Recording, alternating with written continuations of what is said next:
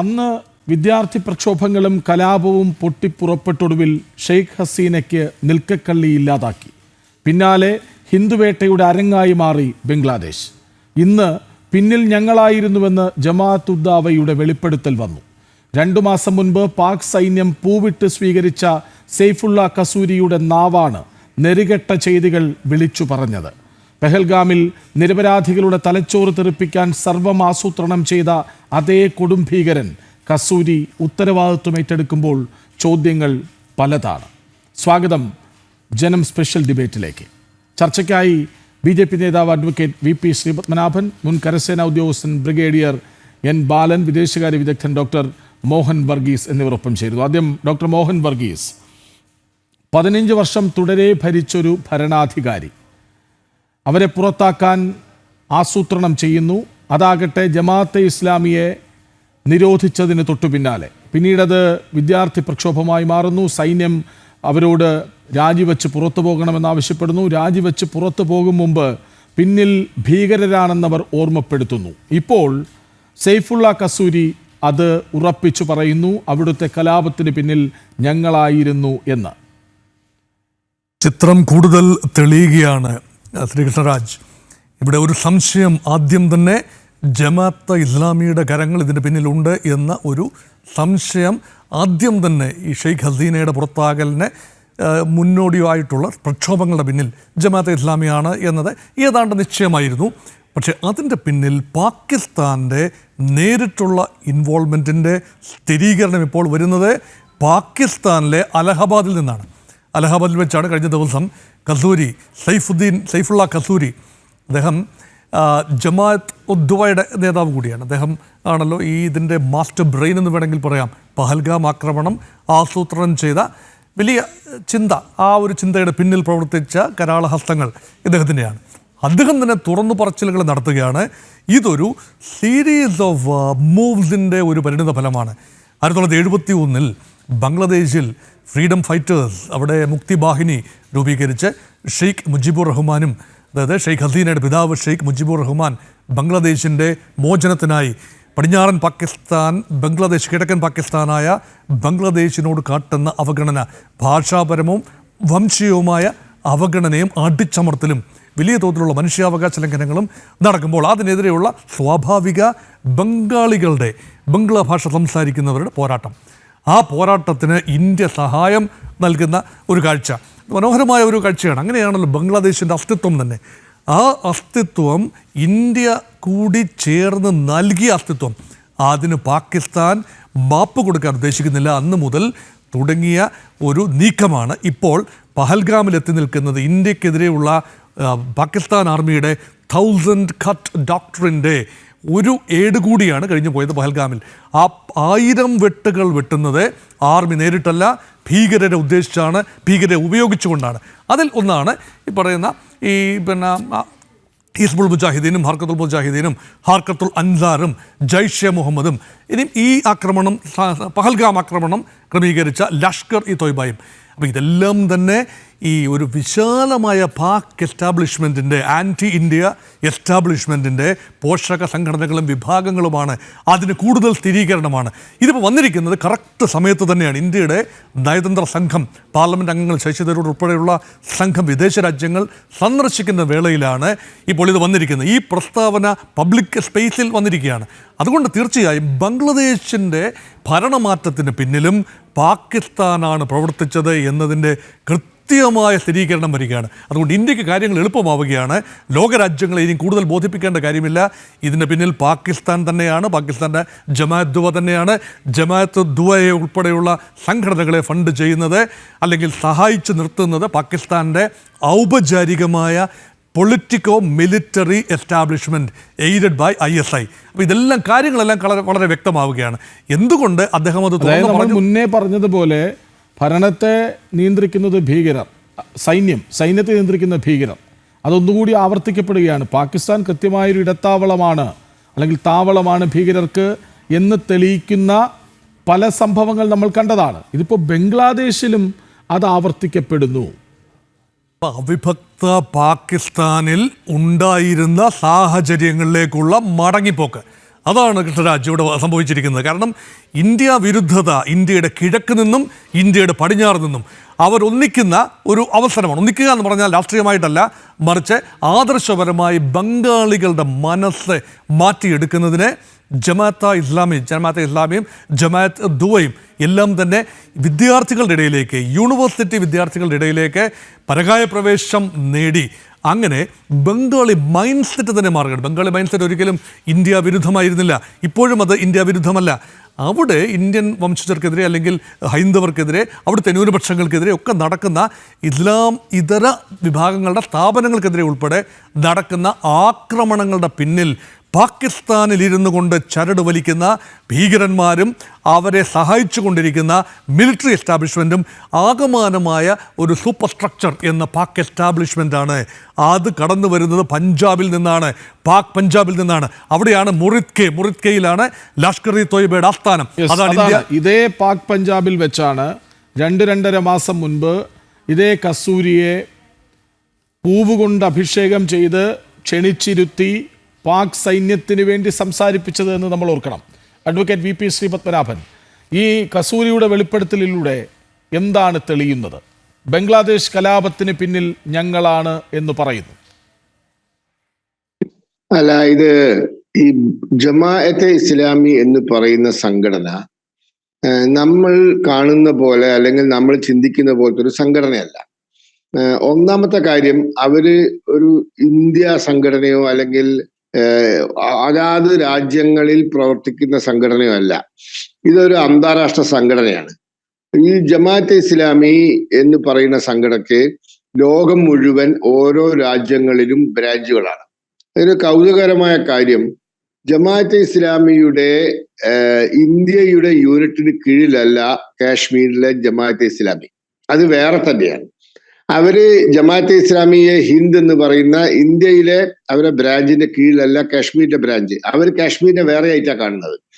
അപ്പൊ ഈ ജമാഅത്തെ ഇസ്ലാമി എന്ന് പറയുന്നത് ലോകം മുഴുവൻ ഇസ്ലാമികവൽക്കരിക്കാൻ വേണ്ടി, അതല്ലെങ്കിൽ അമുസ്ലിങ്ങളെ മുഴുവൻ തമർത്താൻ വേണ്ടി, തീർക്കാൻ വേണ്ടി, അമുസ്ലിങ്ങളായിട്ട് യാതൊരു തരത്തിലുള്ള എന്താ പറയാ നല്ല ബന്ധവും വേണ്ട, കാലക്രമേണ അമുസ്ലിങ്ങളെ മുഴുവൻ ലോകത്തിന് ഇല്ലാതാക്കി ഇസ്ലാമിക ലോകം സ്ഥാപിക്കാൻ വേണ്ടി പ്രവർത്തിക്കുന്ന ഈ ലഷ്കർ എ തോയ്ബയെക്കാളും ജെയ്ഷെ മുഹമ്മദിനെക്കാളും ഒക്കെ ഹൈലി ഡേഞ്ചറസ് ആയ സംഘടനയാണ്. ഈ ലഷ്കർ എ തോയ്ബയും ജെയ്ഷെ മുഹമ്മദും ഹിസ്ബുൾ മുജാഹിദിനും ഒക്കെ ഓപ്പറേറ്റീവ് യൂണിറ്റ് മാത്രമാണ്.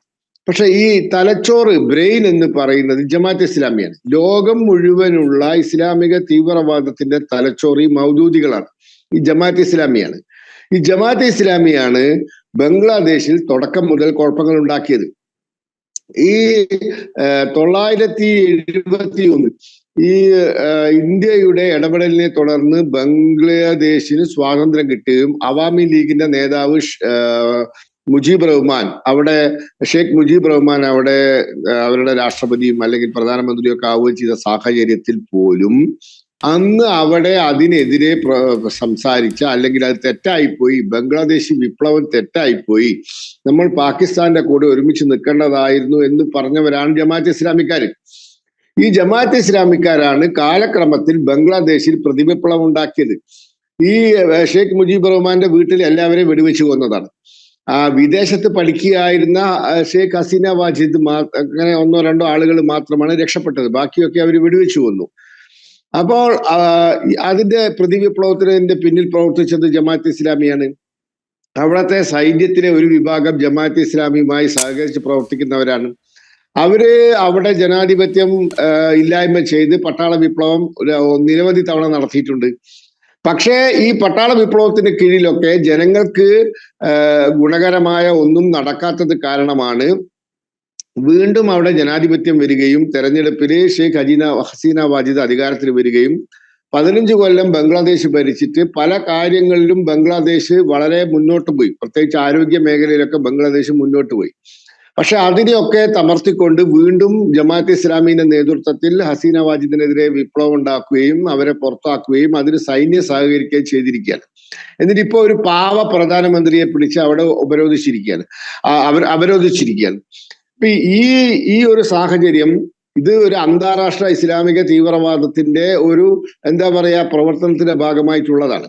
ഇവർക്ക് പാകിസ്ഥാനിലും ബന്ധങ്ങളുണ്ട്. പാകിസ്ഥാനിൽ ബംഗ്ലാദേശ് നഷ്ടപ്പെട്ടതിൽ വിഷമിക്കുന്ന വിഭാഗവും ബംഗ്ലാദേശ് പാകിസ്ഥാനിൽ നിന്നും വിട്ടുപോയി ഇതിൽ വിഷമിക്കുന്ന ബംഗ്ലാദേശിലെ വിഭാഗവും ഒന്നാണ്, ജമാഅത്ത് ഇസ്ലാമികളാണ്. ഇവരെ പിന്നീട് ഇവരുടെ സൈനിക മേഖലയിലേക്ക് ഇവരിൽ നിന്നും ഇൻടോക്സിക്കേറ്റഡ് ആയതിനു ശേഷം തീവ്രവാദ സൈനിക അല്ലെങ്കിൽ ആക്രമണ പ്രവർത്തനങ്ങൾക്ക് പോയവരാണ് ഈ ലഷ്കർ എ തോയ്ബയും ജെയ്ഷെ മുഹമ്മദും ഒക്കെ. ഇതിന്റെയൊക്കെ അതായത് വേരുകൾ തെരഞ്ഞു പോയാൽ ജമാഅത്തെ ഇസ്ലാമിയിലാണ് എത്തി നിൽക്കുക. അപ്പോ ഇത് ഒരു ശുദ്ധമായ അമുസ്ലിം വിരുദ്ധ സംഘടനയാണ്. അവര് ഇന്ത്യക്കെതിരെ മാത്രമല്ല, എല്ലാവർക്കും എതിരെയാണ്. ബർമയിൽ പക്ഷേ അങ്ങനത്തെ സ്വഭാവം കാണിച്ചപ്പോൾ ബർമക്കാര് കണ്ണിൽ ചോരയില്ലാതെ അടിച്ചോടിച്ചു ഒക്കത്തിനെ. അതാണ് സംഭവിച്ചിരിക്കുന്നത്. അത് ഇവിടെ കൊണ്ടുവന്ന് താമസിപ്പിക്കാൻ കുറെ ആളുകൾ നേരത്തെ മുൻകൈ എടുത്തത് കാരണമാണ് കുറെ എണ്ണം ഇവിടെ കയറിക്കൂടിയത്. ഇന്ത്യ ഗവൺമെന്റ് ഇന്ന് അതിശക്തമായ രീതിയിൽ ബംഗ്ലാദേശികളെ മുഴുവൻ കണ്ടെത്തി പുറത്താക്കാനുള്ള നടപടി അതിശക്തമായി ഇന്ത്യയിൽ നടത്തിക്കൊണ്ടിരിക്കുകയാണ്. ഈ പാകിസ്ഥാനിൽ നടക്കുന്ന തീവ്രവാദ പ്രവർത്തനത്തിന് പിന്നിലും ഈ ജമാഅത്തെ ഇസ്ലാമി ഉണ്ട്. അപ്പൊ ഇവരൊക്കെ ഒരു പാൻ ഇസ്ലാമിക് മൂവ്മെന്റിന്റെ ഭാഗമാണ്, അത്യന്തം അപകടകാരികളാണ്. നമ്മളെ സംബന്ധിച്ചിടത്തോളം അതിശക്തമായ ഇന്റലിജൻസ് വർക്കും അതോടൊപ്പം അതിശക്തമായ ബോധവൽക്കരണവുമാണ് ആവശ്യം. ഇപ്പൊ ദൗർഭാഗ്യം എന്ന് പറയട്ടെ, കേരളത്തിലും ജമാഅത്തെ ഇസ്ലാമിയുമായി സഹകരിക്കാൻ ഇവിടുത്തെ മുഖ്യധാര രാഷ്ട്രീയ പാർട്ടികൾ പലരും തയ്യാറാവുന്നുണ്ട്. പ്രത്യേകിച്ച് തെരഞ്ഞെടുപ്പ് വേറെ അവരുടെ രാഷ്ട്രീയ മുഖങ്ങളായിട്ടൊക്കെ ചർച്ച ചെയ്യാനും ഇലക്ഷനിൽ വോട്ട് വാങ്ങാനും ഒക്കെ ഇവിടുത്തെ മുഖ്യധാര രാഷ്ട്രീയ പാർട്ടികൾ പലരും തയ്യാറാവുന്നു. ഇവരെത്ര വലിയ ഗുരുതരമായ തെറ്റാണ് ചെയ്യുന്നത് എന്ന് ഇവർക്ക് അറിയില്ല. അപ്പൊ അതുകൊണ്ട് ഇതൊരു അത്യന്തം അപകടകരമായ സംഘടനയാണ്, സംവിധാനമാണ്, ഐഡിയോളജിയാണ്. ഈ മൗദൂദി സിദ്ധാന്തം എന്ന് പറയുന്നത് അത്യന്തം അപകടകരമായ, ലോകത്തിന്റെ നിലനിൽപ്പിനും ലോക സമാധാനത്തിനും എതിരായ ഒരു സംവിധാനമാണ്. ഈ യൂറോപ്പിലേക്ക് ഈ ഇറാഖിൽ നിന്നും സിറിയയിൽ നിന്നും ഒക്കെ കുടിയേറിയ ആൾക്കാർ, ഈജിപ്തിൽ നിന്നൊക്കെ കുടിയേറിയ ആൾക്കാർ അവിടെ പോയി കുഴപ്പങ്ങൾ ഉണ്ടാക്കി ഇപ്പൊ പല യൂറോപ്യൻ രാജ്യങ്ങളും വളരെ ശക്തമായ കടുത്ത തീരുമാനങ്ങൾ എടുത്തുകൊണ്ടിരിക്കുകയാണ്. വളരെ കടുത്ത തീരുമാനങ്ങളാണ് ഈ മിഡിൽ ഈസ്റ്റിൽ നിന്നൊക്കെ കുടിയേറിയ ആൾക്കാർക്കെതിരെ യൂറോപ്യൻ രാജ്യങ്ങൾ എടുത്തുകൊണ്ടിരിക്കുന്നത്. പാശ്ചാത്യ ലോകത്തിന് ഇതൊന്നും പറഞ്ഞാൽ മനസ്സിലാവാഞ്ഞിട്ടല്ല, പക്ഷെ അവർ ഇരട്ടത്താപ്പുകാരാണ്, പണ്ട് മുതലേ ഇരട്ടത്താപ്പാണ്. അവരെന്നും പാകിസ്ഥാനിലെ പട്ടാള ഭരണകൂടങ്ങളെയാണ് പിന്തുണച്ചത്.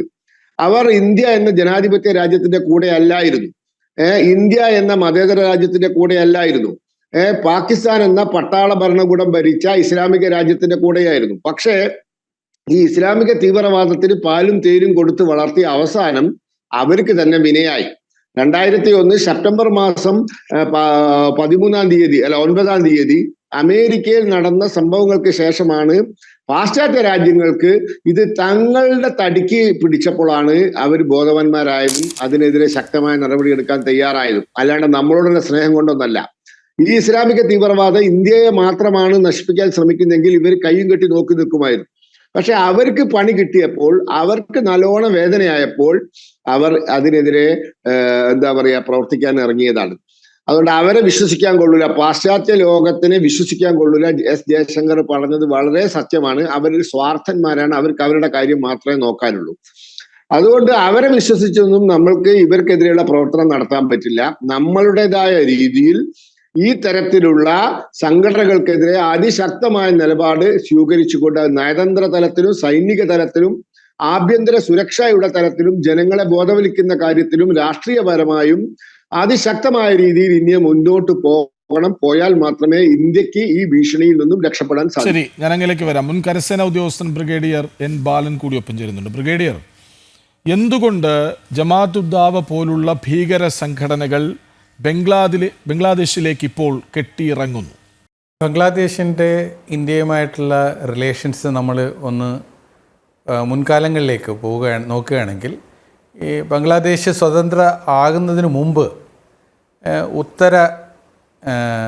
ഈ കിഴക്കൻ നമ്മുടെ സംസ്ഥാനങ്ങളിൽ വളരെയധികം കലാപകാരികളെ ഈ പ്രചോദനം കൊടുക്കുകയും അവർക്ക് സഹായം കൊടുക്കുകയും ചെയ്തിട്ടുണ്ടായിരുന്നു.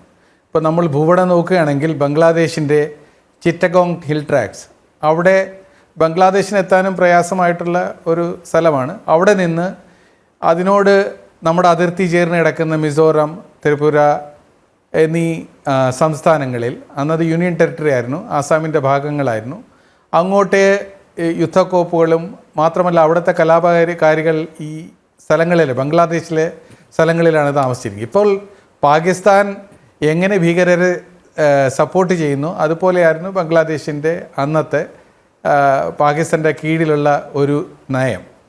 അപ്പോൾ രണ്ട് അതിർത്തികളിലും യുദ്ധം ചെയ്യേണ്ട ഒരു ഇതുണ്ടായിരുന്നു. അത് 71 ബംഗ്ലാദേശ് സ്വതന്ത്രമായതോടുകൂടി അത് പൂർണ്ണമായും അത് നിർത്തലാക്കപ്പെട്ടു. എന്നിരുന്നാലും ഇന്നത്തെ സാഹചര്യം വെച്ച് നോക്കുമ്പോൾ അത് വീണ്ടും എപ്പോഴെങ്കിലും വളരാനുള്ള ഒരു വളമുള്ള ഒരു മണ്ണാണ് ഇപ്പോൾ ബംഗ്ലാദേശിൻ്റെത്. അതായത് ബംഗ്ലാദേശിന് അകത്ത് തന്നെ പാകിസ്ഥാനികളെ അനുകൂലിക്കുന്ന സംഘടനകളുണ്ട്. ഇപ്പോൾ ജമാഅത്തി, JEDO, JEMO അതെല്ലാം ഓൾറെഡി അവരുടെ അകത്തുള്ള സംഘടനകളാണ്. അല്ലാതെ തന്നെ യുദ്ധത്തിൻ്റെ സമയത്ത് തന്നെ റസാക്ക് എന്നൊരു ഗ്രൂപ്പ് ഉണ്ടായിരുന്നു. ആ ഗ്രൂപ്പ് ബംഗ്ലാദേശിനെതിരെ തന്നെ പാകിസ്ഥാനെ സേനയെ സഹായിച്ചുകൊണ്ട് പ്രവർത്തിച്ചിരുന്നവരാണ്. അപ്പോൾ ഒരു സൈന്യ പ്രബലത്തിൻ്റെ വെച്ച് നോക്കുമ്പോൾ അവരിൽ നിന്ന് അധികം ഒറ്റപ്പെട്ടായിട്ടുള്ള ഒരു നേരിടലിന് അവരൊരിക്കലും തയ്യാറാവില്ല. കാരണം അവർക്ക് പട്ടാളത്തിൻ്റെ എല്ലാ ഡിവിഷൻ്റെ കണക്ക് വെച്ച് കൂട്ടുകയാണെങ്കിൽ ഒരു 10 ഡിവിഷനും ഒരു 4-5 എയർഫോഴ്സ് സ്ക്വാഡിനും മാത്രമേ ഉള്ളൂ.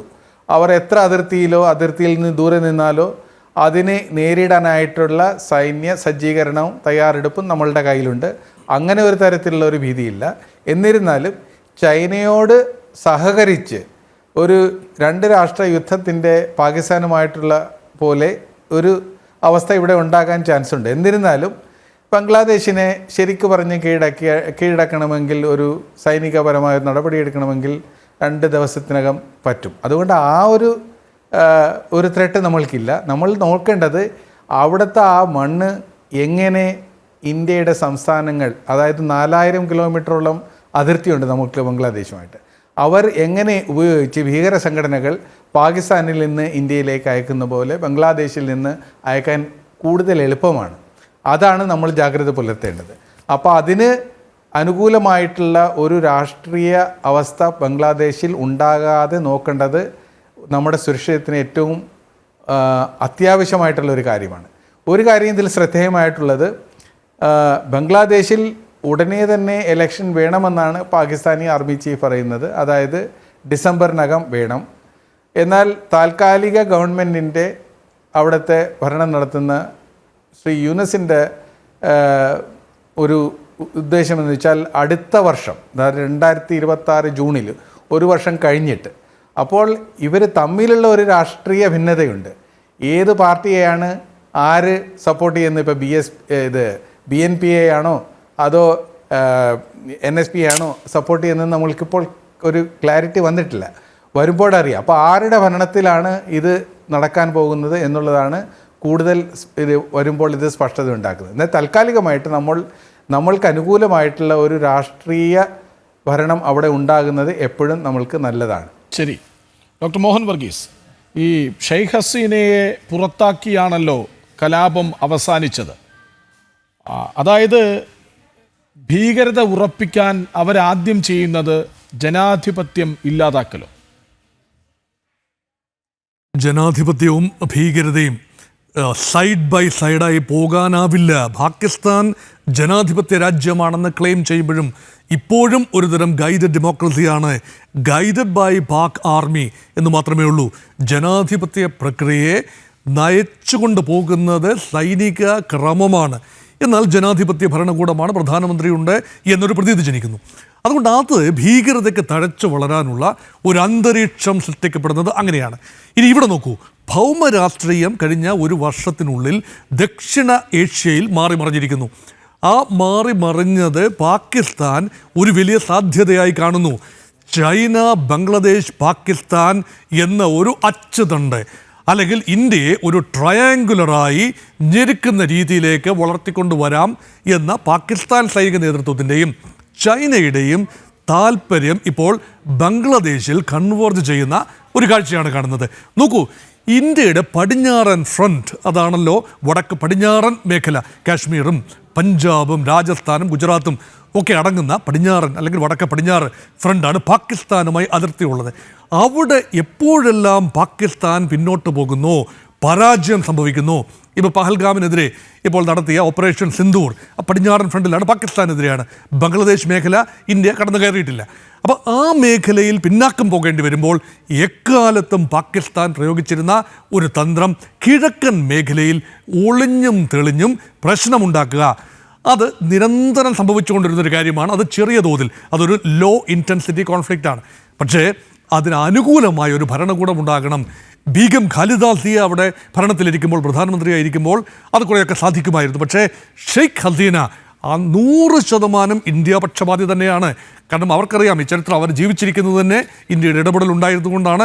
ഷെയ്ഖ് മുജിബുർ റഹ്മാൻ കുടുംബാംഗങ്ങളും നേരത്തെ VP ശ്രീപത്മനാഭൻ സാർ സൂചിപ്പിച്ചതുപോലെ കൊല്ലപ്പെട്ടപ്പോൾ ഇവിടെ രക്ഷപ്പെട്ട് വന്നത് യഥാർത്ഥത്തിൽ ഷെയ്ഖ് ഹസീന മാത്രമാണ്. വിദേശത്ത് പഠിച്ചതുകൊണ്ട് അവർക്ക് എക്കാലത്തും ഇന്ത്യയോട് ഹൃദയപരമായി ചേർന്ന് നിൽക്കാനാണ് താല്പര്യം. അവരുടെ പാർട്ടിയും അങ്ങനെ തന്നെയാണ്, ബംഗ്ലാദേശിൻ്റെ അവാമി ലീഗ്.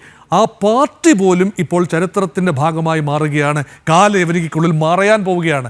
അതുകൊണ്ട് ബംഗ്ലാദേശ് നാഷണൽ പാർട്ടി, ഖാലിദ സിയ പ്രായമായി, അവർക്ക് തീരെ വയ്യ. അതുകൊണ്ട് ആരെങ്കിലും പുതിയ നേതൃത്വം ഏറ്റെടുക്കേണ്ടതുണ്ട്. അതുപോലെ പുതിയ പാർട്ടികൾ വരുന്നു. അപ്പം ജമാഅത്തെ ഇസ്ലാമിക്ക് പൂർണ്ണമായ നിയന്ത്രണമുള്ള ഒരു സംവിധാനത്തിലാണ് ഇപ്പോൾ പ്രവർത്തിക്കുന്നത്. മുഹമ്മദ് യൂനസ് എന്ന് പറയുന്നത് ജമാഅത്തെ ഇസ്ലാമിയുടെ കയ്യിലെ മരപ്പാവ മാത്രമാണ്.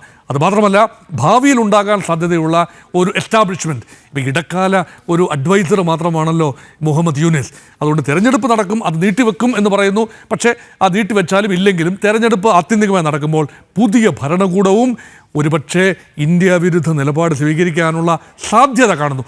അവിടെയാണ് ചിക്കൻ നെക്കിൻ്റെ പ്രസക്തി വരുന്നത്. അവിടെയാണ് വടക്ക് കിഴക്കൻ സംസ്ഥാനങ്ങൾ, ഭാരതത്തിൻ്റെ വടക്ക് കിഴക്കൻ സംസ്ഥാനങ്ങൾ, 7 സിസ്റ്റേഴ്സ്, അരുണാചൽ പ്രദേശ്, ആസാം, മേഘാലയ, മണിപ്പൂർ, ത്രിപുര, മിസോറാം, സിക്കിം, ഈ 7 സംസ്ഥാനങ്ങൾ അസ്ഥിരപ്പെടുത്തുക എന്നതാണ് പാകിസ്ഥാൻ്റെയും ചൈനയുടെയും തന്ത്രം. അത് സ്വല്പം ഉറക്കെ തന്നെ മുഹമ്മദ് യൂനിസിൻ്റെ വായിൽ നിന്ന് ആ വാക്കുകൾ കഴിഞ്ഞ ദിവസങ്ങളിൽ വീഴുന്നത് നമ്മൾ കണ്ടതുമാണ്. ഇന്ത്യയുടെ കിഴക്കൻ മേഖലയെ സെക്യൂർ ചെയ്യാൻ ബുദ്ധിമുട്ടും.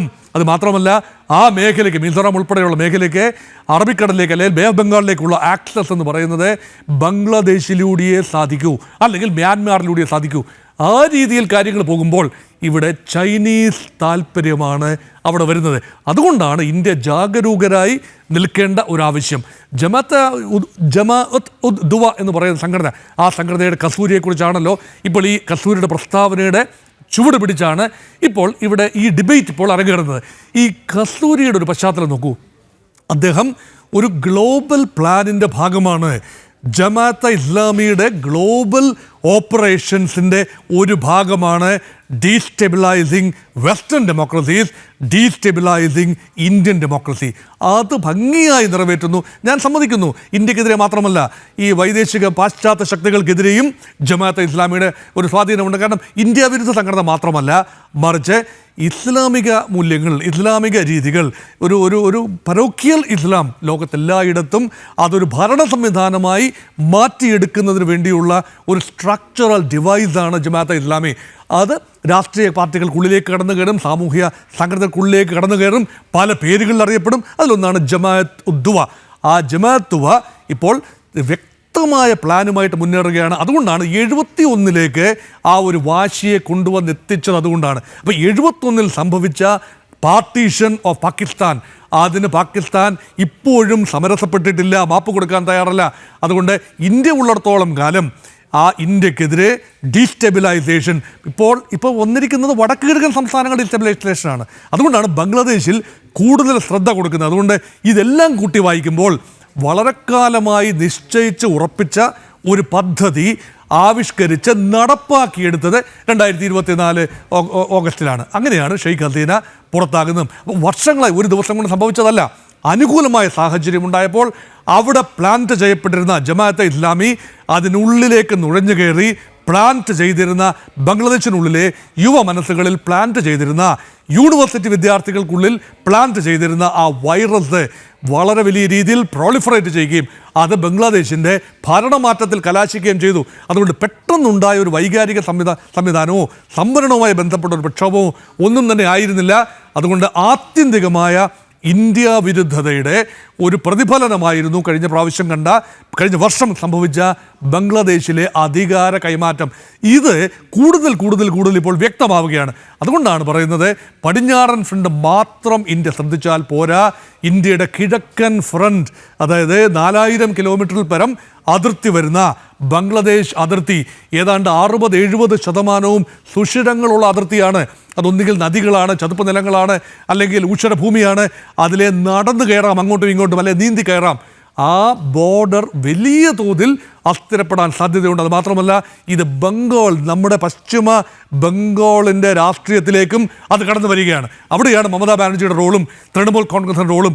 വോട്ട് ബാങ്ക് പൊളിറ്റിക്സിനെ സൃഷ്ടിക്കുന്ന തൃണമൂൽ കോൺഗ്രസിൻ്റെ റോൾ ഉൾപ്പെടെ ഒന്ന് ഭൂതക്കണ്ണാടിയുടെ അടിയിൽ വെച്ചൊന്ന് പരിശോധിക്കേണ്ട സമയമായിരിക്കുന്നു.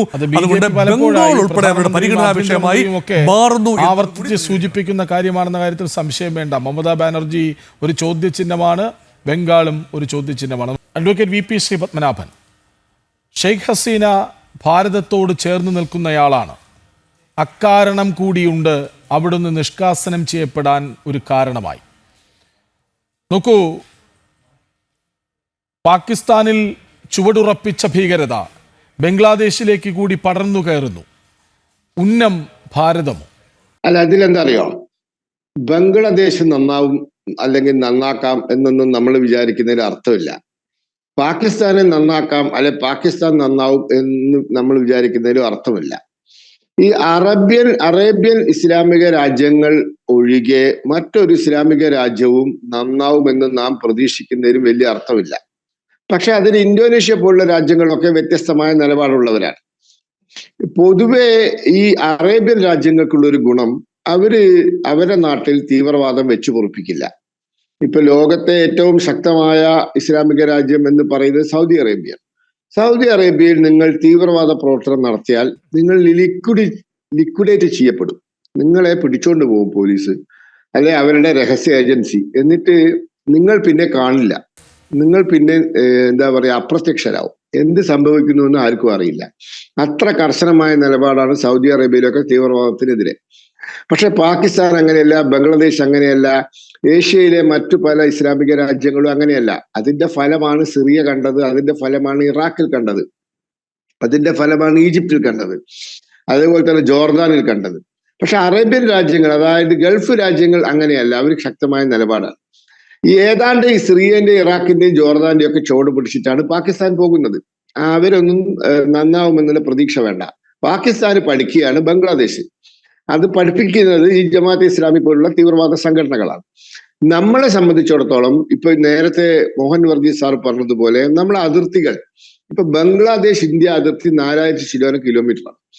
അതിൽ 600 കിലോമീറ്റർ ഫെൻസിങ് നടന്നിട്ടില്ല. ഫെൻസിങ് നടന്ന സ്ഥലത്ത് പോലും സുരക്ഷിതമല്ല എന്നുള്ള വസ്തുത അവിടെ നിൽക്കെ തന്നെ 600 കിലോമീറ്റർ ഫെൻസിങ് നടന്നിട്ടില്ല. എന്താ കാരണം? ബംഗാൾ ഗവൺമെന്റ് സ്ഥലം ഏറ്റെടുത്ത് കൊടുത്തിട്ടില്ല. ഈ ഭൂമി ഏറ്റെടുത്ത് ഫെൻസിങ്ങിന് വേണ്ട ഭൂമി ഏറ്റെടുത്ത് കൊടുക്കേണ്ട നടപടി എടുക്കേണ്ടത് ബംഗാൾ ഗവൺമെന്റാണ്. ബംഗാൾ ഗവൺമെന്റിന് അതിന് വലിയ താല്പര്യമില്ല. ഈ അടുത്ത ദിവസം ലോക്സഭയിൽ ശ്രീ അമിത്ഷാജി പറഞ്ഞു, ബംഗ്ലാദേശ് ഇന്ത്യ അതിർത്തിയിൽ 600 കിലോമീറ്റർ ബംഗാളിൽ ഇപ്പോഴും ഫെൻസിങ് നടന്നിട്ടില്ല. കാരണം അവിടെ ഭൂമി ഏറ്റെടുത്ത് തരുന്നില്ല, അതിന് വേണ്ട താല്പര്യം കാണിക്കുന്നില്ല. അതേ സമയത്ത് മേഘാലയ അതിർത്തി, ആസാം അതിർത്തി, ത്രിപുര അതിർത്തി ഒക്കെ നല്ല രീതിയിൽ ഫെൻസിങ് നടക്കുന്നുണ്ട്. അവിടെ ഔദ്യോഗികമായ എന്താ പറയാ ഈ പ്രവേശന കവാടങ്ങൾ മാത്രമേ തുറന്നു കൊടുക്കുള്ളൂ. മറ്റെല്ലാ സ്ഥലത്തും ഫെൻസിങ് ഉണ്ട്, കാവലുണ്ട്. ബംഗാളിൽ അതില്ല. കാരണം ബംഗാൾ ഗവൺമെന്റിനും വലിയ താല്പര്യമില്ല. അപ്പൊ ഇതൊരു വിഷയമാണ്. അപ്പൊ ഇത്തരത്തിലുള്ള പ്രശ്നങ്ങൾ നമ്മൾ പരിഹരിക്കണം. നമ്മുടെ അതിർത്തികൾ സുരക്ഷിതമായിരിക്കണം, ഫെൻസിങ് ഉണ്ടാവണം, പെട്രോളിംഗ് ഉണ്ടാവണം, ആധുനിക ഡ്രോൺ സംവിധാനം പോലുള്ള കാര്യങ്ങൾ ഉപയോഗപ്പെടുത്തി നല്ല മോണിറ്ററിംഗ് ഉണ്ടാവണം, നുഴഞ്ഞുകയറ്റക്കാരെ തടയണം, അവരെ എന്ത് രീതിയിലാണോ കൈകാര്യം ചെയ്യേണ്ടത് ആ രീതിയിൽ തടയണം. അതോടൊപ്പം രാജ്യത്ത് ലക്ഷക്കണക്കിന് ബംഗ്ലാദേശികൾ നുഴഞ്ഞു കയറിയിട്ടുണ്ട്. അവരെല്ലാവരും തീവ്രവാദികളാണെന്നുള്ള അഭിപ്രായം എനിക്കില്ല. പലരും ജോലി തേടി വന്നവരാണ്. പക്ഷെ അവരിവിടെ നിൽക്കുന്നത് നമ്മുടെ ആഭ്യന്തര സുരക്ഷയ്ക്ക് അപകടമാണ്. അപ്പൊ അവരെ ഇപ്പൊ കേരളത്തിൽ തന്നെ നിരവധി ആളുകളെ അറസ്റ്റ് ചെയ്തിട്ടുണ്ട്. അപ്പൊ ഇത്തരത്തിലുള്ള ആളുകളെ കണ്ടെത്തി അറസ്റ്റ് ചെയ്ത് അവരെ ഡീപ്പോർട്ട് ചെയ്യാനുള്ള സംവിധാനം ശക്തമായി മുന്നോട്ട് പോകണം. അതിന് സംസ്ഥാന സർക്കാരുകൾ സഹകരിക്കണം. കേന്ദ്രം മാത്രം വിചാരിച്ചാൽ നടക്കില്ല. കേന്ദ്രത്തിന്റെ മാൻ പവർ അങ്ങനത്തെ മാൻ പവർ അല്ലല്ലോ. ഇപ്പൊ കേരളത്തില് ഇപ്പോൾ കോഴിക്കോട് ഒരു ബംഗ്ലാദേശി പൗരൻ ഉണ്ടെങ്കിൽ കോഴിക്കോട്ട് താമസിക്കുന്ന അന്യസംസ്ഥാന തൊഴിലാളികളുടെ മേൽ ഒരു വാച്ച്, ഒരു ഐ വേണ്ടത് ആർക്കാണ്? കേരളത്തിലെ പോലീസ് സംവിധാനത്തിലും ഇന്റലിജൻസ് സംവിധാനത്തിലുമാണ്.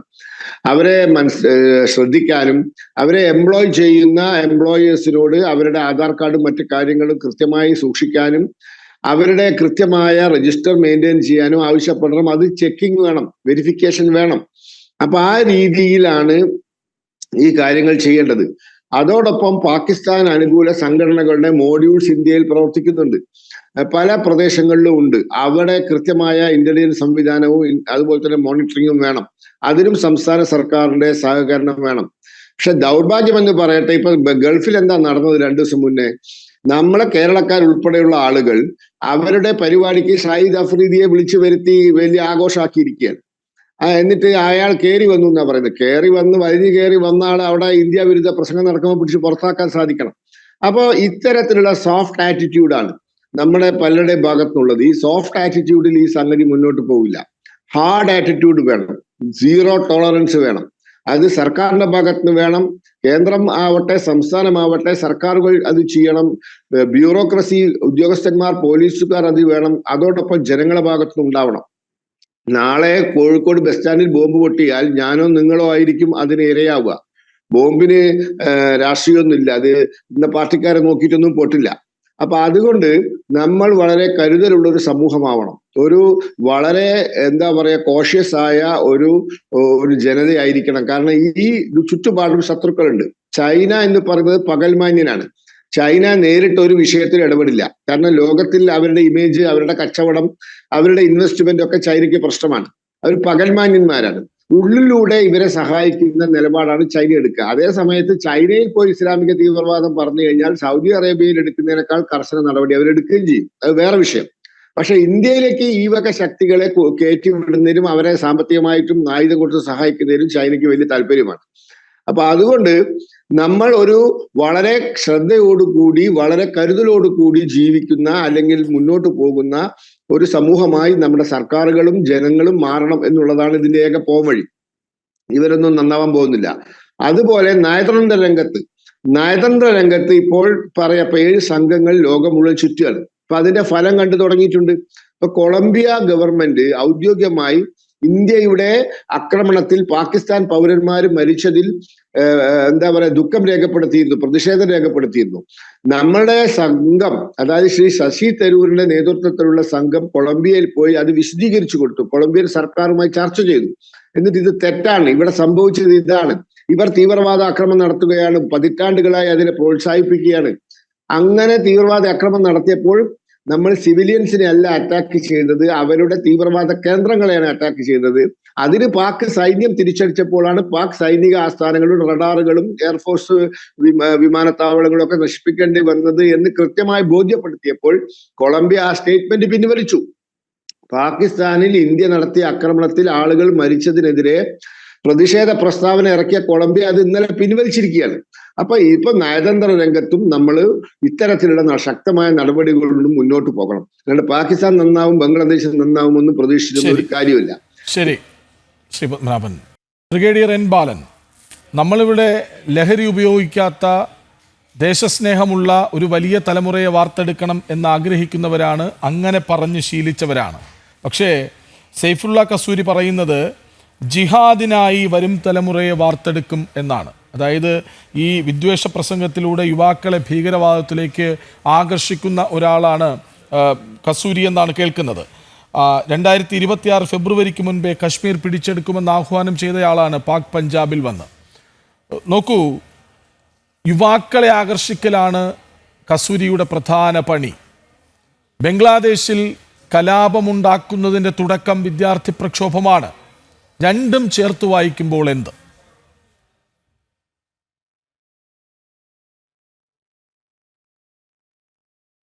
കസൂരിയുടെ വാക്കുകൾ നമ്മൾ തീർച്ചയായും ഗൗരവത്തിലെടുക്കേണ്ടതാണ്. അതായത് ബംഗ്ലാദേശുമായിട്ടുള്ള അതിർത്തി പ്രശ്നങ്ങൾ നമ്മൾ എന്തായാലും പറഞ്ഞ് ചർച്ച ചെയ്തതാണ്. അപ്പോൾ കസൂരിയെ പോലെയുള്ള ആളുകൾ ബംഗ്ലാദേശിനകത്ത് ഒരു ഘനവത്തായ എന്തെങ്കിലും ഒരു സംഘടന രൂപീകരിക്കാൻ അവർ വിജയിക്കുമെങ്കിൽ അങ്ങനെയുള്ള സംഘടനകൾ അവിടുത്തെ യുവാക്കളെ വഴിതെറ്റിച്ച് ഈ സംഘടനകളിൽ ചേർത്തുകൊണ്ട് പിന്നെ നുഴഞ്ഞുകയറ്റം നടത്താനുള്ള ശ്രമം നടത്തും. അതായത് നമ്മൾ പറഞ്ഞ പോലെ 4200ഓളം കിലോമീറ്റർ അതിർത്തിയുണ്ട്. അത് പല സംസ്ഥാനങ്ങളിലേക്കുള്ളതാണ്. അതുമാത്രമല്ല, ബംഗ്ലാദേശിൽ സംസാരിക്കുന്ന ഭാഷ ഇന്ത്യയിൽ വടക്ക് കിഴക്കൻ സംസ്ഥാനങ്ങളിലും ബംഗാളിലും ആസാമിലുമൊക്കെ ബംഗാളികൾ സംസാരിക്കുന്നുണ്ട്. ഭാഷയിൽ കുറച്ച് വ്യത്യാസമുണ്ടെങ്കിലും അവർ ഒരു പ്രാവശ്യം നുഴഞ്ഞു കയറിയാൽ അത് നമ്മളുടെ ഒരു ആന്തരിക ഒരു രക്ഷാ പ്രശ്നമായി, അത് വളരെ ഗുരുവത്തായ പ്രശ്നമായിട്ട് ഭവിക്കാം. അതുകൊണ്ട് അതിനുവേണ്ടിയുള്ള തയ്യാറെടുപ്പ് വേണം. ഭൂമിശാസ്ത്രപരമായിട്ട് നോക്കുമ്പോൾ പാകിസ്ഥാനിൽ നിന്ന് ബംഗ്ലാദേശിലേക്ക് ഒരു പ്രത്യക്ഷമായ ഒരു സപ്പോർട്ട് വരാൻ പ്രയാസമുണ്ട്. അവിടെ നിന്ന് അവർ മുഴുവൻ കടലെല്ലാം കടഞ്ഞിട്ട് ഇവിടെ എത്തുകയുള്ളൂ. അത് നമ്മൾക്ക് ഒരു ബ്ലോക്കേഡ് ചെയ്യാവുന്നതേ ഉള്ളൂ. എന്നിരുന്നാലും ആശയപരമായ ഇങ്ങനെയുള്ള ഒരു തിരിമറിച്ചിൽ നടത്തുകയാണെങ്കിൽ ഇത് പെട്ടെന്ന് വെടിമരുന്ന് പോലെയാണ്. കത്തിപ്പിടിച്ച് ഒരു അളവ് കഴിയുമ്പോൾ അത് ഒരു പരിധിക്ക് പുറത്താകുമ്പോൾ അതിനെ നിയന്ത്രിക്കാൻ പ്രയാസപ്പെടും. അത് അവരുടെ ബംഗ്ലാദേശിൻ്റെ മാത്രമല്ല പ്രശ്നമാകുന്നത്, അത് ഇന്ത്യയുടെ പ്രശ്നമാകും. അപ്പോൾ അങ്ങനെ അവർ നുഴഞ്ഞു കയറിയാൽ പിന്നെ പല സ്ഥലങ്ങളിലും ഈ ഭീകരരുടെ ആക്രമണങ്ങളോ അതിനുവേണ്ടി സപ്പോർട്ട് ചെയ്യാനായിട്ട് സ്ലീപ്പർ സെൽസോ ഒക്കെ ആയിട്ട് ഇവർ പരിണമിക്കാനുള്ള സാധ്യതകൾ നമ്മൾ അത് വളരെ ഗൗരവമായിട്ട് എടുക്കേണ്ടതാണ്. അപ്പോൾ അതിനായിട്ട് അത് മുമ്പ് ചർച്ച ചെയ്ത പോലെ അതിർത്തി മൊത്തം എന്തായാലും ഒരു ഫെൻസിങ് നടത്തുക മാത്രമല്ല, ഫെൻസിങ്ങിന് ഈ പ്രത്യേകമായ അവിടുത്തെ ഭൂമിപരമായിട്ടുള്ള കാര്യങ്ങളെ എല്ലാം കൂടെ കണക്കെടുത്തിട്ട് അതിനുവേണ്ടി ഒരു പ്രത്യേക തരത്തിലുള്ള ഒരു ഫെൻസിങ് ആവിഷ്കരിക്കേണ്ടി വരിക്കുന്നു. രണ്ടാമത്തത് അവിടുത്തെ സർവൈലൻസിന് ബോർഡർ സെക്യൂരിറ്റി ഫോഴ്സാണ് ഈ എല്ലാ 6 സംസ്ഥാനങ്ങളിലും ഉള്ളത്. അവർക്ക് പുതിയതായ ഇതിനു വേണ്ടി മാത്രമായിട്ടുള്ള സർവൈലൻസ് ഡിവൈസസ് കൊടുക്കേണ്ടിയിരിക്കുന്നു. അപ്പോൾ ഡ്രോൺസ് മാത്രമല്ല, ഈ രാത്രി കാണാനുള്ള ഈ night vision devices, long range radars അങ്ങനെയുള്ളതെല്ലാം കൊടുക്കുകയും അത് അവർക്ക് അതിനു വേണ്ടി ട്രെയിനിങ് കൊടുക്കുകയും ചെയ്യണം. അത് വളരെ അത്യാവശ്യമായിട്ടുള്ള ഒരു അടിയന്തരമായിട്ടുള്ള ഒരു കാര്യമാണ്. മൂന്നാമത്തത്, നമ്മളുടെ രാജ്യത്തിനകത്ത് തന്നെ ഒരു യുണീക്ക് ഐഡൻറ്റിഫിക്കേഷൻ അതോറിറ്റി ഉണ്ട്. എന്നിരുന്നാലും അതിൻ്റെ എത്രയാണ് അതിൻ്റെ ഒരു ഉറപ്പ് എന്നുള്ളത് എനിക്കൊരു സംശയമുണ്ട്. ഇപ്പോൾ ആധാർ ബയോമെട്രിക് ആണെങ്കിലും പല കാര്യങ്ങളും ആധാറുമായിട്ട് ലിങ്ക് ചെയ്തിട്ടില്ല, വോട്ടർ ID. അപ്പോൾ അതെല്ലാം ലിങ്ക് ചെയ്ത് ഒരു യുണീക്ക് ഐഡൻറ്റിറ്റി ഉണ്ടാക്കാനുള്ള ഒരു ശ്രമം നമ്മുടെ ഇന്ത്യയിൽ ഉണ്ടാകണം. അതിനു വേണ്ടിയുള്ള എല്ലാ കാര്യങ്ങളും, അത് വളരെ അധികം നാളെടുക്കുന്ന ഒരു കാര്യമാണ്. പക്ഷെ അത് ഉണ്ടാക്കിയിട്ടില്ലെങ്കിൽ ഈ നുഴഞ്ഞു കയറി വരുന്ന ആളുകളെ തിരിച്ചറിയാൻ പറ്റാതെ പോയി കഴിഞ്ഞാൽ പിന്നെ അത് വളരെയധികം പ്രശ്നങ്ങളുണ്ടാകും. മാത്രമല്ല, ഈ ആന്തരിക സുരക്ഷയ്ക്ക് വേണ്ടി നമ്മൾ കൂടുതൽ നമ്മളുടെ ധനം വിനിമയം ചെയ്യേണ്ടി വരും. അത് ഇന്ത്യക്ക് അത്ര നല്ല ഒരു ഇതായില്ല. അതുകൊണ്ട് ഇപ്പോൾ തന്നെ ബംഗ്ലാദേശിൽ നടക്കുന്ന കാര്യങ്ങൾ അകത്തു നിന്നും പുറത്തു നിന്നും ചെയ്യേണ്ടതെല്ലാം നമ്മൾ ആലോചിച്ച് ഒരു സമഗ്രമായ ഒരു പദ്ധതി തയ്യാറാക്കി വേണം ഇതിൽ മുന്നോട്ട് നീങ്ങാൻ. ശരി, ഡോക്ടർ മോഹൻ വർഗീസ്, അതായത് ഈ ബംഗ്ലാദേശ് കലാപത്തിൽ ഹിന്ദുവേട്ട എത്രമാത്രമായിരുന്നുവെന്ന് അങ്ങേക്ക് ഓർമ്മയുണ്ടല്ലോ. അവിടെ മതം നോക്കി ഒരു കലാപം ഉണ്ടാക്കാൻ ശ്രമിച്ചു. പെഹൽഗാമിലേക്ക് വന്നാൽ നിരപരാധികളായ മനുഷ്യരെ മതം ചോദിച്ചു കൊല്ലുകയാണ്. രണ്ടിനും ആധാരമാകുന്നത് മതമാണെങ്കിൽ പെഹൽഗാമും ബംഗ്ലാദേശ് കലാപവും തമ്മിലെന്ത്? രണ്ടിനു പിന്നിലും ഒരേ സൂത്രധാരനാണ് എന്നോർക്കണം. തീർച്ചയായും ഒരുപാട് കോമണാലിറ്റീസ് കാണാം. ഇതിൻ്റെ ഒരു ത്രെഡ് നോക്കിയാൽ എല്ലായിടത്തും നടന്ന പ്രശ്നങ്ങൾ, ബംഗ്ലാദേശിൽ നടന്ന ഭരണമാറ്റ സമയത്ത് നടന്ന വ്യാപകമായ അക്രമങ്ങൾ, ഹിന്ദുവേട്ട എന്ന് വേണമെങ്കിൽ പറയാം, അല്ലെങ്കിൽ സ്ഥാപനങ്ങൾ, ഹിന്ദുക്കളുമായി ബന്ധപ്പെട്ട സ്ഥാപനങ്ങൾ, ഭവനങ്ങൾ, വ്യക്തികൾ എല്ലാം തന്നെ ആക്രമിക്കപ്പെടുന്നു. അതേ പാറ്റേൺ തന്നെയാണ് പഹൽഗാമിലും സ്വീകരിച്ചത്. പഹൽഗാമിൽ ചോദിച്ച മതം ഏതാണെന്ന് ഉറപ്പുവരുത്തി മുസ്ലിം ഇതര വിഭാഗങ്ങളെ തെരഞ്ഞു പിടിച്ച് കൃത്യമായി എലിമിനേറ്റ് ചെയ്യുകയാണ്. ഇതൊരു സന്ദേശമാണ്, ഇതൊരു തരം ഒരു വാർണിംഗ് ആണ്. അതായത് ഇസ്ലാമിക രീതികളിലേക്ക് വരികയോ അവരെ അംഗീകരിക്കുകയോ ചെയ്തില്ല എങ്കിൽ സർവനാശമായിരിക്കും ഫലം എന്ന ഒരു രീതിയിൽ ലോകത്തോടായി പറയുകയാണ്. അത് മാത്രമല്ല, പരമാവധി ഭരണകൂടങ്ങളെ ഒരു ഇസ്ലാമിസ്റ്റ് രീതിയിലേക്ക് കൊണ്ടുവരികയാണ്. ബംഗ്ലാദേശിൻ്റെ കാര്യത്തിൽ അത് ഭാഗികമായി വിജയം കണ്ടതുകൊണ്ടാണ് അമേരിക്കയിൽ ഉണ്ടായിരുന്ന മുഹമ്മദ് യൂനിസിനെ ബംഗ്ലാദേശിലേക്ക് കൊണ്ടുവരികയും അതിന് ഒരു പരിധിവരെ അന്നത്തെ അമേരിക്കൻ ഭരണകൂടം, ജോ ബൈഡൻ്റെ ഭരണകൂടം തന്നെ അതിന് പച്ചക്കൊടി കാട്ടുകയും ചെയ്തു. പക്ഷേ ഇപ്പോൾ ആ സാഹചര്യം മാറിയിരിക്കുന്നു എന്ന് പറഞ്ഞാൽ ഡൊണാൾഡ് ട്രംപിന് അങ്ങനെ ഒരു ചിന്തയില്ല. അതുകൊണ്ട് അമേരിക്കൻ ഭരണകൂടം കാര്യങ്ങൾ മനസ്സിലാക്കാത്തത് കൊണ്ടല്ല, പക്ഷെ കാര്യങ്ങൾ മനസ്സിലാക്കുമ്പോഴും യഥാർത്ഥത്തിൽ കമ്മിറ്റ് ചെയ്യാൻ, ഇന്ത്യ അനുകൂലമായി കമ്മിറ്റ് ചെയ്യാനായി അമേരിക്കൻ ഭരണകൂടവും മടിച്ചു നിൽക്കുന്ന കാഴ്ചയാണ് കാണുന്നത്. ഇപ്പോൾ ഇനിയുള്ള ദിവസങ്ങളിൽ ശശി തരൂരിൻ്റെ ഒരു ഫൈനൽ ലാപ്പാണ് അമേരിക്കയിൽ. അദ്ദേഹം ന്യൂയോർക്കിൽ ആദ്യം ചെന്നു. 9/11 മെമ്മോറിയലിൽ അദ്ദേഹം പുഷ്പാർച്ചന നടത്തി. അവിടെ പൊളിറ്റിക്കലി കറക്റ്റായ കാര്യങ്ങൾ പറഞ്ഞു. അതേസമയം ഡൊണാൾഡ് ട്രംപ് എടുത്ത ഒരു നിലപാട്, യുദ്ധം അവസാനിപ്പിക്കാൻ അല്ലെങ്കിൽ ആ ഒരു സംഘർഷം മെയ് 7-ാം തീയതി മുതൽ 10-ാം തീയതി വരെയുള്ള 4 ദിവസങ്ങളിൽ നടന്ന സംഘർഷം അവസാനിപ്പിക്കാൻ വാണിജ്യമാണ് ഞാൻ ആയുധമായി കണ്ടത്, അല്ലെങ്കിൽ ഇന്ത്യക്കും പാകിസ്ഥാനുമെതിരെ വ്യാപാര ഉപരോധങ്ങൾ ഉണ്ടാകും, കച്ചവടം ഞാൻ പൂട്ടിക്കും, അല്ലെ കട ഞാൻ പൂട്ടിക്കും എന്ന് പറഞ്ഞതുകൊണ്ട് 2 രാജ്യങ്ങളും തമ്മിൽ സന്ധിയായി എന്ന രീതിയിലുള്ള ഡൊണാൾഡ് ട്രംപിൻ്റെ പരാമർശങ്ങൾക്ക് മറുപടി കൊടുക്കേണ്ടതുണ്ട്. ന്യായമായ രീതിയിൽ അത് തിരുത്തേണ്ടതുണ്ട്, യാഥാർത്ഥ്യം വെളിവാക്കേണ്ടതുണ്ട്. ഇതെല്ലാം ചെയ്യുമ്പോഴും യഥാർത്ഥത്തിൽ അമേരിക്കയുടെ ഒരു സാന്നിധ്യവും സഹകരണവും ആവശ്യമാണ്. ആഗോള ഭീകരതയ്ക്കെതിരെയുള്ള പോരാട്ടത്തിൽ ഭാരതവും അമേരിക്കയും യൂറോപ്യൻ ശക്തികളും എല്ലാം ചേർന്ന് നിൽക്കേണ്ട, അറബ് മുസ്ലിം രാജ്യങ്ങൾ ഉൾപ്പെടെ ചേർന്ന് നിൽക്കേണ്ടതാണ്. അല്ലാതെ ഈ ഭീകരത അവസാനിക്കില്ല. അതുകൊണ്ട് ഇപ്പോഴത്തെ നമ്മുടെ ഒരു നയത്തിൽ ന്യൂ നോർമൽ, ഇന്ത്യൻ വിദേശ നയത്തിൻ്റെ പ്രത്യേകിച്ച് പാകിസ്ഥാൻ നയത്തിലെ ന്യൂ നോർമൽ അല്ലെങ്കിൽ ന്യൂ നോംസ്, പുതിയ ധാരണകൾ, പുതിയ രീതികൾ, പുതിയ താരിപ്പുകൾ വരികയാണ്. അതിലെ പ്രധാനപ്പെട്ട കാര്യം എന്ന് പറയുന്നത് ഒരു തരം സെൽഫ് റിലയൻസ് ആണ്. ഒന്ന്, നമ്മുടെ തദ്ദേശീയമായി വികസിപ്പിച്ച ആയുധങ്ങൾ ഉപയോഗിക്കുക. 2, ഈ പാശ്ചാത്യ ശക്തികളെ, മറ്റ് സഖ്യകക്ഷികളുടെയും പിന്തുണ ലഭിക്കുന്നതുവരെ കയ്യും കെട്ടി നോക്കി നിൽക്കേണ്ടതില്ല, തനിക്ക് താനും പുരയ്ക്ക് തൂണും എന്ന ആ ഒരു സെൽഫ് റിലയൻസ് പോളിസി. അതുകൊണ്ടാണ് ഇവിടെ പടിഞ്ഞാറൻ ഫ്രണ്ടിലും കിഴക്കൻ ഫ്രണ്ടിലും കാര്യങ്ങൾ അസ്ഥിരപ്പെടുന്നു. ഭൗമരാഷ്ട്രീയത്തിൽ ചെറിയ തിരിച്ചടികൾ സംഭവിക്കുന്നു എന്നത് സ്വാഭാവികമാണ്. അത് അക്നോളജ് ചെയ്തുകൊണ്ട് തന്നെ ദക്ഷിണ ഏഷ്യയിലെ മാറി വരുന്ന ചിത്രം, ഇപ്പോൾ ശ്രീലങ്കയിലെ ഭരണമാറ്റം നമ്മൾ വളരെ കൂലങ്കഷമായി ചർച്ച ചെയ്ത് അത് ശ്രീലങ്കയുമായി ഒരു ധാരണയിലാണ് മുന്നോട്ട് പോകുന്നത്. മാലദ്വീപിലെ ഭരണമാറ്റം, അവിടെയും സാഹചര്യങ്ങൾ ഇന്ത്യ അനുകൂലമാക്കി മാറ്റാൻ ശ്രമിച്ചു.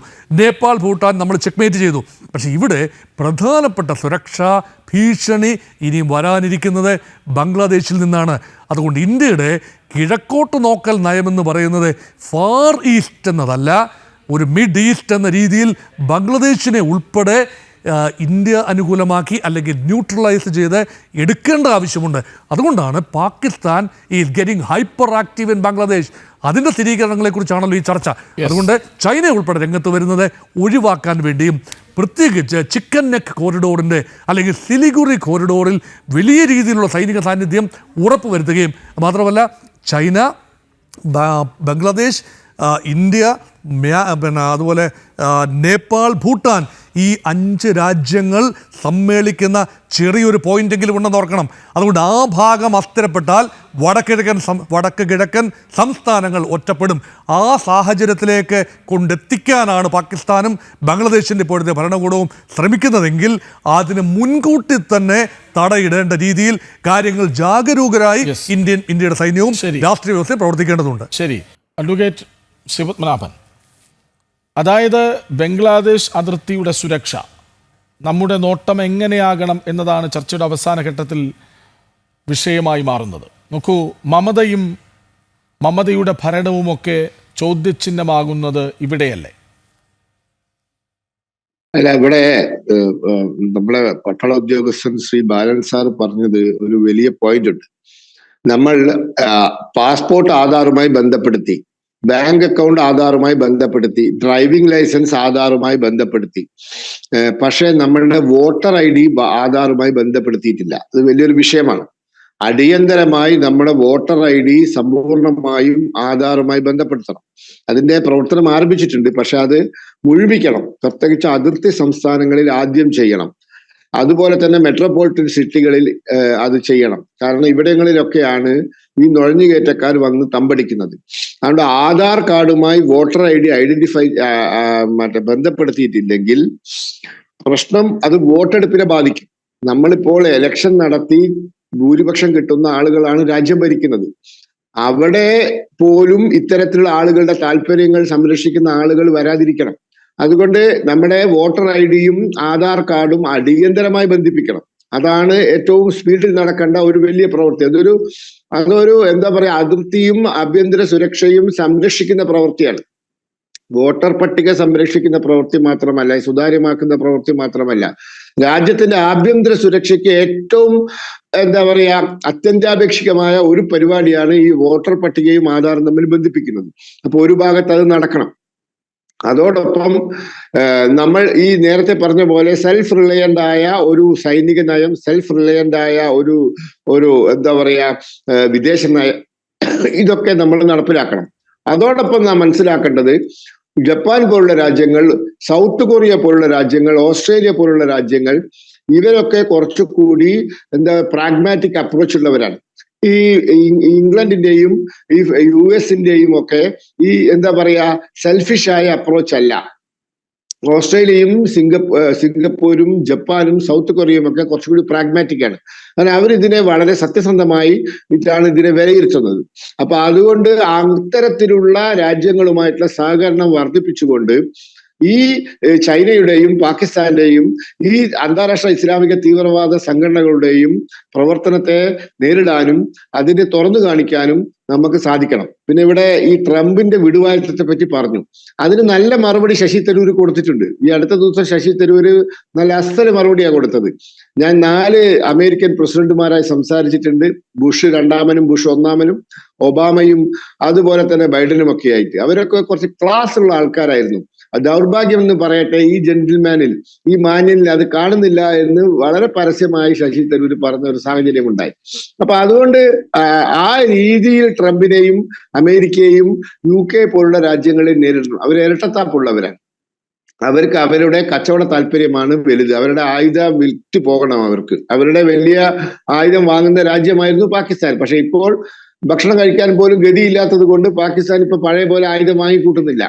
അപ്പൊ അതുകൊണ്ട് ഈ തരത്തിലുള്ള അതിശക്തമായ നമ്മുടെ സ്വന്തം താല്പര്യം സംരക്ഷിക്കുന്ന നടപടി നയതന്ത്ര മേഖലയിലും സൈനിക മേഖലയിലും ആഭ്യന്തര സുരക്ഷാ മേഖലയിലും അതിശക്തമായി നടപ്പിലാക്കാൻ ഇന്ത്യക്ക് സാധിക്കണം. യെസ് സമയം അവസാനിക്കാറാകുന്നു. 30 സെക്കൻഡിൽ മാത്രം സമയം. രണ്ടുപേരോടും ഓരോ ചോദ്യം. ബ്രിഗേഡിയർ എൻ ബാലൻ, ബംഗ്ലാദേശ് മറ്റൊരു പാകിസ്ഥാനോ? ബംഗ്ലാദേശ് ഒരിക്കലും മറ്റൊരു പാകിസ്ഥാനായി വളരുമെന്ന് എനിക്ക് തോന്നുന്നില്ല. കാര്യമെന്ന് വെച്ചാൽ അതിൻ്റെ നമ്മൾ ഭൂമിശാസ്ത്രപരമായി പഠിക്കുകയാണെങ്കിൽ തന്നെ 4000 കിലോമീറ്റർ അവരുടെ അതിർത്തിയുള്ളതുപോലെ അവർക്ക് വേറെ എങ്ങും പോകാൻ പറ്റില്ല. അവർക്ക് പോകണമെങ്കിൽ താഴത്തിറങ്ങി ഈ ബംഗാൾ ഉൾക്കടലിലേക്ക് പോകണമെങ്കിൽ പോലും നമ്മളുടെ പല വിധത്തിലും നമ്മൾക്ക് അവരെ തടയാൻ പറ്റും. അവരുടെ അതിർത്തിക്ക് നിന്ന് വ്യാപാരം നടത്തണമെന്നെങ്കിൽ ആരുടെ കൂടെ നടത്തും? ഇന്ത്യയുടെ അല്ലാതെ വേറെ ഏത് രാജ്യമാണ് അവർക്ക് ഒരു വലിയൊരു അയൽ രാജ്യമാണെന്ന് പറയാനിരിക്കുന്നത്? അതുകൊണ്ട് അവരുടെ വളർച്ച ഇന്ത്യയിൽ ആധാരിതമായിരിക്കുന്നു.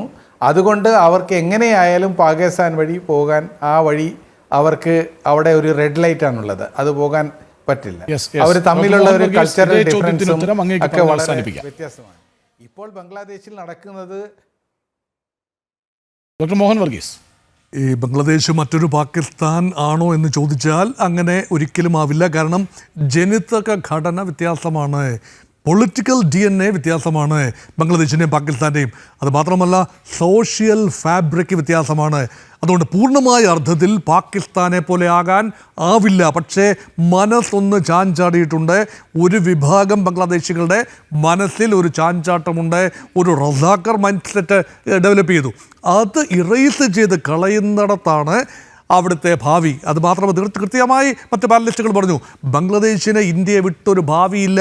അത് ബംഗ്ലാദേശ് എത്രയും പെട്ടെന്ന് മനസ്സിലാക്കുന്നതാണ് നല്ലത്. അതുകൊണ്ട് ബംഗ്ലാദേശ് ഒരിക്കലും ആത്യന്തികമായി ഒരു പാകിസ്ഥാനായി മാറില്ല എന്ന് തന്നെ നമുക്ക് കരുതാം. ശരി, ഭീകരതയുടെ താവളമാകുന്നതിൻ്റെ തുടക്കം അങ്ങനെയുള്ള സൂചനകൾ ബംഗ്ലാദേശിൽ നിന്ന് കേൾക്കുന്നുണ്ട്. അതാണല്ലോ കസ്തൂരിയുടെ വാക്കുകളിൽ പ്രകടമായതും.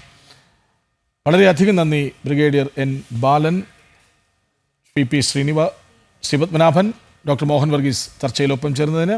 സൺഡേ ഡിബേറ്റ് പൂർണ്ണമാകുന്നു. നമസ്തേ.